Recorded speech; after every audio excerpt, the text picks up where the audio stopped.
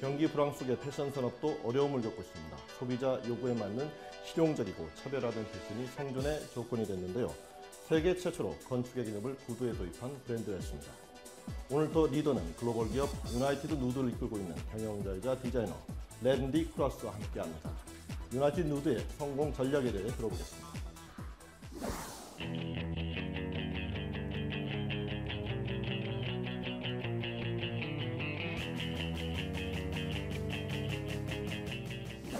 Thank you for sharing your time for us. Could you introduce yourself for Korean viewers? My name is Lemdi Koolhaas. I am the creative director and co-founder of United Nude. And we are here in Gangnam in our flagship store that we just opened here in Seoul. So your background is an architect, right? I was trained as an architect, and I already started this company while I was studying. So all of this the brand is United Nude. United so Nude, what does that mean? Well, United Nude literally means together, naked, and we came up with this name to basically describe the design philosophy behind the brand, which is about clear concepts and a very transparent conceptual design. So all of this product looks very creative and fantastic. So you applied the notion of architect to the shoes, right? Correct. So how did you come to think about this? Well, the first shoe I made originally because I was heartbroken over a girl. Oh yeah, that's so sad. So it was kind of an emotional, an act of emotion, and almost an act of desperation. You know, when you are heartbroken, this can trigger like real, creative emotions and creativity. So I you turn something that's very emotional and passionate into something very creative and productive in that sense. So being heartbroken is good for creativeness, right? Well, if you look at some of the music, let's say Marvin Gaye or Adele, or like a lot of good music comes from being heartbroken. So I think there's nothing new about heartbreak triggering creativity. So in the process of making this product, you collaborate with the British shoemaker Clark. Yeah, well, he's a seventh generation shoemaker from the Clark's shoe family. We were introduced by a mutual friend, another architect student at the time, a girl that we both knew, and she saw my shoes, which was. Let me quickly grab that shoe. This was actually the first shoe that was. So this is the first shoe. This was the first shoe. So when I showed this to him, he then said to me, "Why don't we? What do you want to do with it? Why don't we start a brand together?" And he was the first to say that after I had already shown the designs to many people from the fashion and shoe industry. So I already had shown it to people at Prada and Sergio Rossi and Versace and all sorts of different people, and they all came back to me saying the same thing. They all said to me, if you want to make that shoe, you should probably start a new brand because it's not our signature. Yeah, so it's a combination of architect and fashion, right? I guess so. Yeah, it was definitely a unique design and something that a fashion designer or a shoe designer would not have come up with. So you told me that this is the first shoe. Yep. So where did your idea come from in making this? It came from I was basically just sketching, and then I was experimenting with shapes, and I was it was kind of I had this idea of making a shoe, and then the lines became more three-dimensional, and then I turned the two-dimensional drawing into a three-dimensional shape.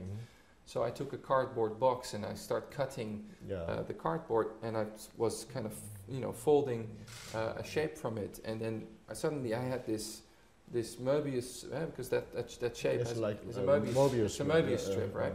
So suddenly I had a Möbius strip in my hand, which could then be a shoe, and from then on I just started to make more and more models of the same thing. And a couple of years later, there was a brand with making shoes, and now there's a brand that has that sells over 200,000 pairs a year and has shops all over the world. Yeah. So, what kind of effort are you making to maintain or enhance your creativeness? The effort is now the brand drives me. I mean, it's like. What's the saying? Everything that you own ends up owning you, and that goes for a business as well, of course. So, I have to now come up with more stuff. So we have a team of designers, and we do a lot of, side projects and a lot of collaborations as well. So there's a lot of things going on. Like the brand has, from that one, 10 years ago, that one shoe to where we are now, a lot of things have happened. Yeah. So what is your design philosophy?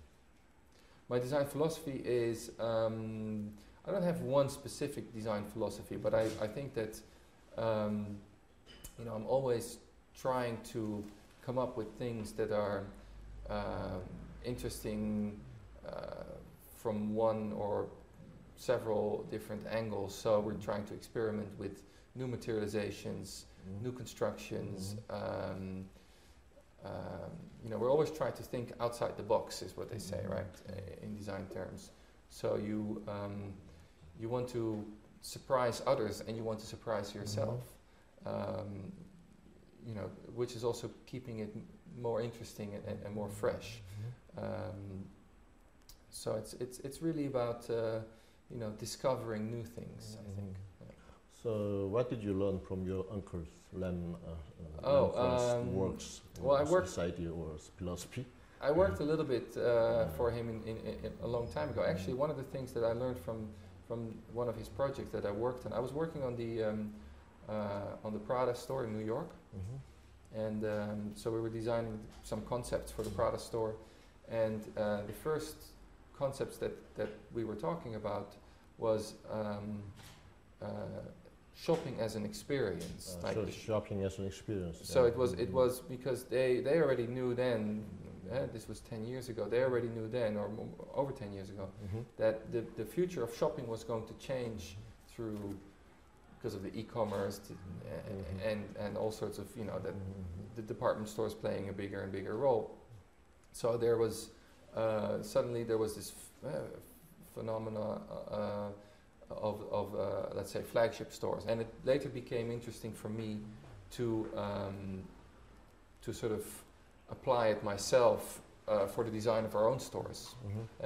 At first I was designing a store for Prada, and then a couple of years later I had to design my own stores, and it was about the same thing. It was about creating an experience that people can remember and that people can talk about, because that's what people want in life. They want experiences, and they want stories. That's what life is all about. Yeah. So you're an architect and a designer, but you're also doing the fashion management. So what is your management philosophy? My management philosophy. Well, I wish I had a. I never studied management, so I'm not really. I always say. So if people ask you, what are you? Are you a designer or a businessman? And I say, well, I'm a bit of both, but I'm a pretty good designer, and I'm a passionate businessman. But I would be, I think the good thing about my business sense is that I follow my heart and I follow my intuition. And probably the bad thing about my business sense is that I have not enough business knowledge to be, I'm not I was never trained as a business student or something like that. I never studied business management. So, but you know, business is you just got to make sure that, you know, you make more money than you spend. That's what business is all about, right? Yeah, sales versus cost. Yeah, exactly. So I had I had some business. I had this one mentor, which is one of my business mentors, and his name is David Tang. David Tang from Shanghai Tang, and he said to me, he gave me 2 business lessons, which I thought were some of, you know, that I will always remember. He asked me, he said, oh, so you have a shoe company, okay, so what is your favorite shoe? I said, oh, it's this one. And he said, and what's your best-selling shoe? And I said, well, it's this one. He said, you're a bad businessman. Oh, it should be the same. Then your favorite shoe should be the best-selling one. And that means you watched, you know, your books very, very closely, and you watch the numbers very, very closely, and you make sure that all the money comes in, and you know, that nothing gets lost along the way. And you know, that's probably one of the best business advice I ever got, is that you know, you need to keep your eye on your business if you want to make your business a success. Yes. So, are you happy with doing business in this competitive market? It's a very competitive market, and some markets are not only suffering from competition, but actually from decline. Like you know, in Europe, Europe is our biggest market place, and for instance, we had a good business in Greece, and you know, it's now our business in Greece is very little, and surprisingly enough, even though Spain is suffering, you know, big time as well, we have a very strong partner in Spain, so our business in Spain hasn't suffered that much, but it hasn't been growing. So where we always were growing quite rapidly, some places have kind of slowed down because of the business environment, the economical climate. So, but it's always a challenge, of course. I mean, if you and I like competition, and I like that that business is competitive. So, you know, when there's a competition, you need to be, you know, faster or better or smarter than your competitors, and that's always a challenge, and I like that. So, what is your signature item of Nude, and how's the sales going? We have several signature items, and I mean, one of the good things about United Nude is that we are a little bit a crossover between a fashion company and a design company, which means that we have styles, products that are continuing styles. So as we're, you know, a fashion company would reinvent itself every 6 months. We also reinvent part of ourselves every 6 months, and part of it stays the same because it's a proven success. Which, let's say, you know, if you look at furniture design, that's what furniture design is all about. Like if you know, some famous furniture pieces are dated from almost 100 years ago, and they're still like bestsellers. And let's say a Mies van der Rohe Barcelona chair or something, or some Le Corbusier furniture, they're still, you know, in the top sort of modern pieces. So we were always inspired by that part of design. So it's you know, but it's, you know, and certain styles that we have going become more and more popular over time as well. So your company is global, right? So how many countries do you open your store in? Our own stores we have maybe in something like 7 or 8 countries. In London we have several stores. We've got a store in New York, we've got Amsterdam, we've got Vienna, Nicosia. We've got one in, we've got several stores in China, we've got stores in Japan, we've got now one in Seoul, Korea, so that's 8. I think that's it. Yeah, we're talking to people in Dubai, and we're talking to people in, you know, other places, and looking at Paris. And So these days, the Korean market has been acknowledged as a test market. So what do you expect from Korean market, and what are the differences between the Korean market and other regions? A little bit early day for me to say what to expect from the Korean market. But I think that Korea has, of course, developed its economy incredibly fast over the last 30 years, or the biggest development has been in the recent past, right? So I expect quite a lot from it, because I see that there's a lot of things changing here, or it looks like there's something very interesting happening here in Seoul, where people, rather than just the big brands coming in and opening stores and the luxury brands, you see that there's a lot of identity in the making of local brands, but also of smaller brands from the sort of more niche or conceptual brands from abroad, that you suddenly see opening stores here in Seoul, which I think is a very positive thing, because it means that there's room for it, and that there's a market for it, but how it will develop is very difficult to predict. So, which consumers, Korean consumers, I mean, are you targeting in terms of age and income level and etc.? Well, we're not the most expensive brand, so we always say exclusive by design, not by price. We have quite a wide target group of customers that we have in mind. So the ages range from teenagers till I don't know, women in their 60s or whatever. But I think that the majority of our customers in general are in their 20s and in their 30s. Are people that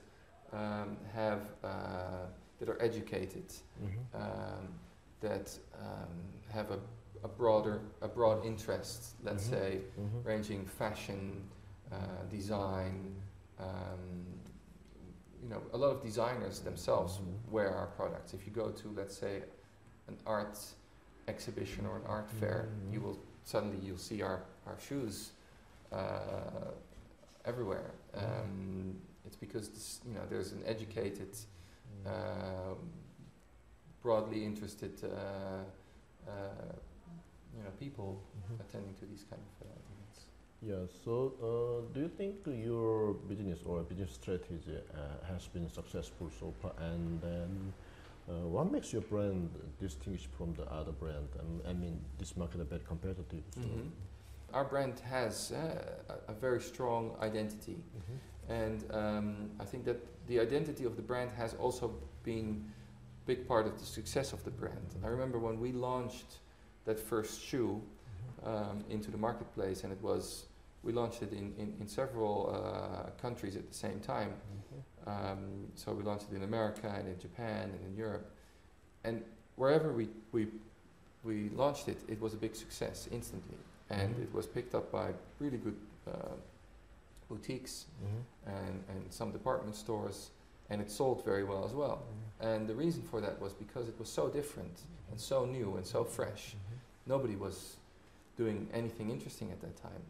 And I think that right now there's a lot more interesting stuff going on all around us, which is also good for us, because in the beginning we were kind of, we were very interesting, but almost kind of a little bit weird, as where now we are still interesting, less weird, but still have enough identity to stand out and or to be recognized as a specific type, a specific brand, and so yeah, that's been the success from the beginning, and the strength from the beginning, and it's still the strength right now. So, what do you think about the Korean architecture compared with the worldly well-known Dutch architecture? Oh, I have to be very honest with you. I'm not well up to date on Korean architecture. Yeah. Koreans are very skillful constructors, so you can build anything. So it's a no-brainer.